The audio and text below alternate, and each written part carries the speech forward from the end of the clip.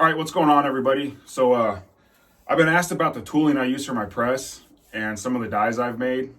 So I figured this is a good video to talk about that, but I'll go into that at the end of the video.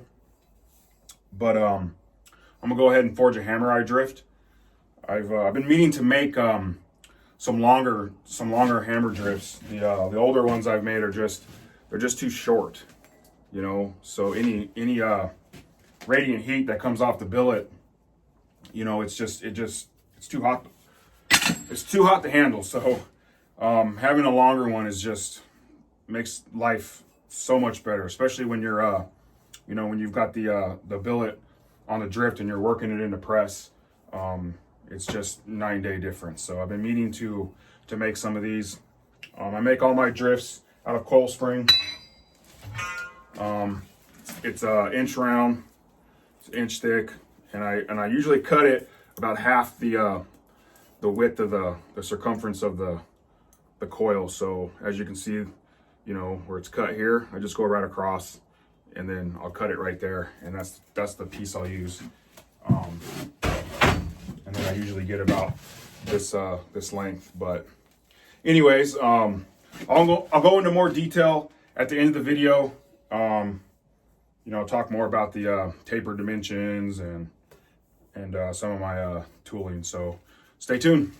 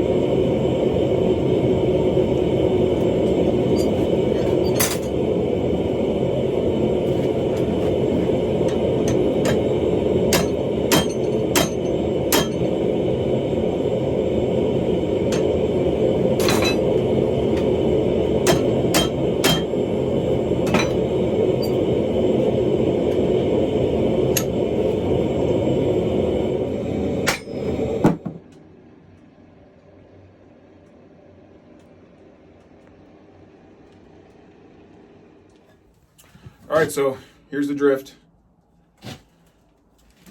Here's the one I've been using. So I usually just cut off the ends. I usually rough forge them a little thinner than need be. And then I clean everything up on the grinder, make it a little more oval. But they taper from 1.125" all the way down to about 1/2 inch.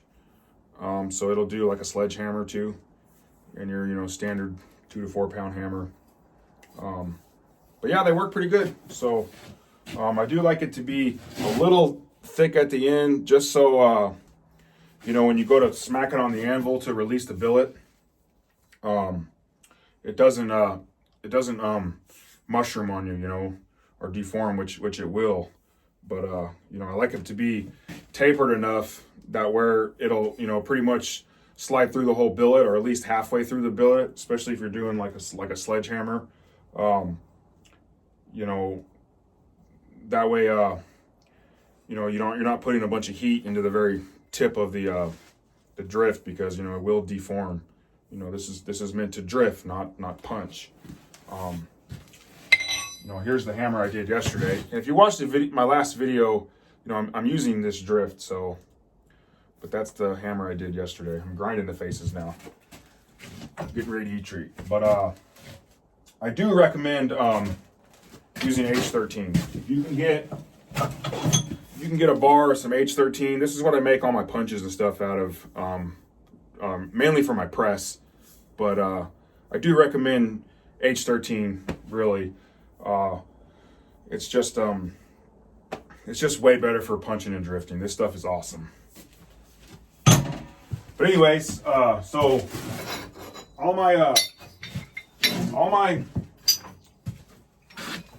so these dies, are the only ones I've made. Everything else is stuff I bought from Cole Iron Works. Their punch and the fullerene dies, or the drawing dies and the flat dies, that all came with Cole Iron Works. But these are fullerene dies I've made for doing axes and hammers, and they're bucket teeth pins from excavators. So they just they go through the shank on the bucket, and then that's what pins the teeth to the bucket so they don't fall off. I don't know what these are made out of, but they're really tough, whatever they are. I've been using these since I've got my press. But these ones I actually, I just made this one not too long ago, but these I made when I first got my press. But yeah, they're tough. So yeah, that's what I use to make my dies so far. If I was going to make my own flat dies and stuff, I'd probably just use some forklift tine, or some, I've got some flat bar that came off like a 1970 Cat Dozer. That's actually spring steel. I probably just cut that up and use that. But so nothing major, pretty simple. That's what they are. So anyways, yeah, it's pretty simple to make one of these on the press. By hand, they're pretty tricky, pretty tough. But it's a handy tool to have, and it's nice to be able to make your own. So other than that, if you guys got any questions, just ask. And the other thing is I don't heat treat these. I just normalize them. So it's really not necessary to heat treat them, because you're going to put so much heat back into them.